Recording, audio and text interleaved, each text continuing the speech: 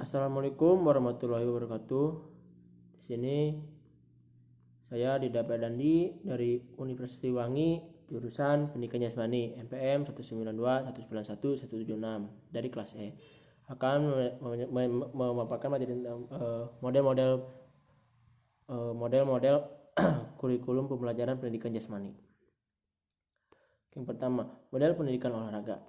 Model ini dikembangkan oleh Sidentop berdasarkan atas asumsi bahwa 1.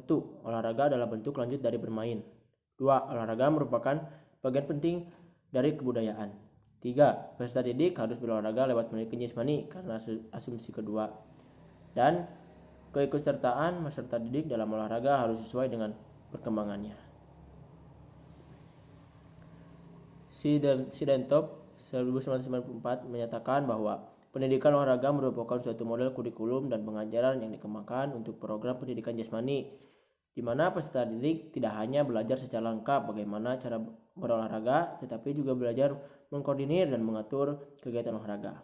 Peserta didik juga belajar bertanggung jawab secara pribadi dan keterampilan sebagai anggota kelompok secara efektif.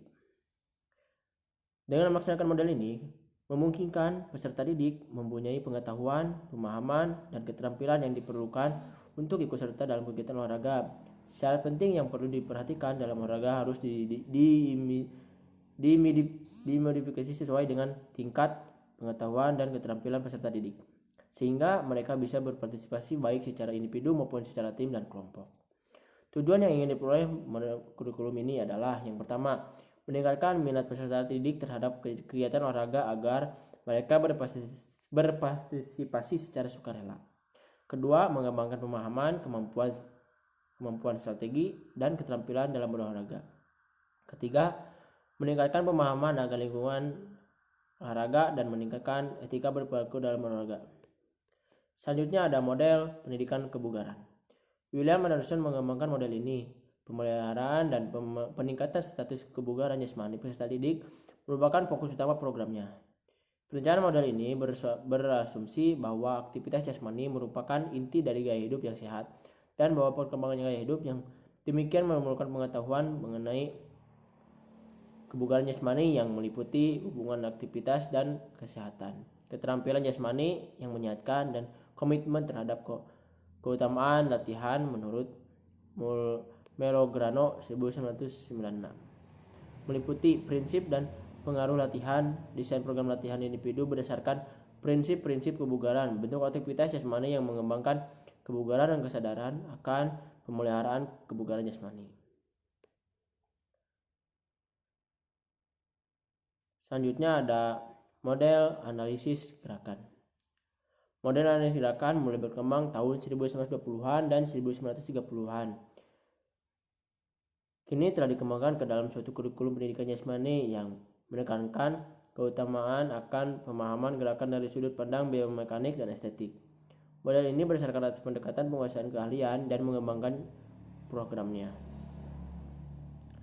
Nicole 1994 menyatakan bahwa agar penyebabkan peserta didik menjadi seorang yang giat berlatih sepanjang hayat, maka pengajaran pendidikan jasmani harus menghasilkan hal-hal sebagai berikut. Yang pertama, perkembangan pemahaman tentang belajar gerak manusia. Yang kedua, pencapaian keterampilan gerak dasar dan keterampilan olahraga yang lebih tinggi dan memahami kegunaannya untuk berbagai kegiatan jasmani di masa kini dan masa depan.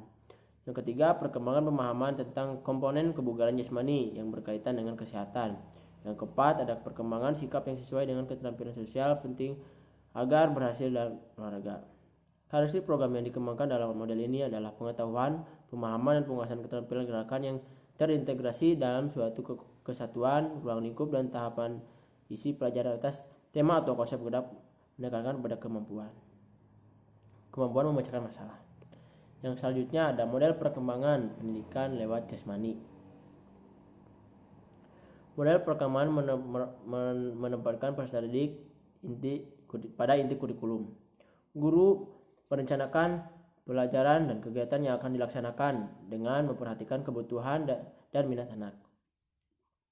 Peserta didik memutuskan pemanfaatan gerakan dalam kehidupannya dalam berpikir, reflektif, dan konsekuensi.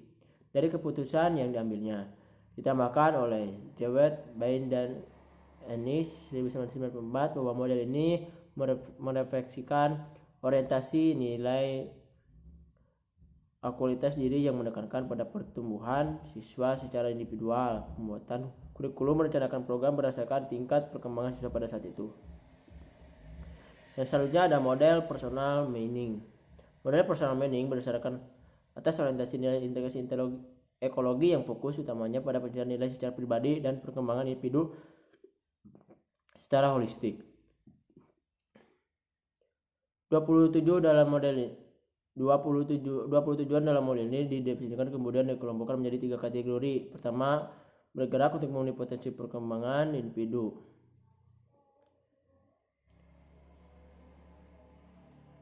Kedua, bergerak untuk beradaptasi dengan menguasai lingkungan fisik. Ketiga, bergerak agar berhubungan dengan orang lain atau interaksi sosial. Yang terakhir adalah karakteristik program yang ditawarkan oleh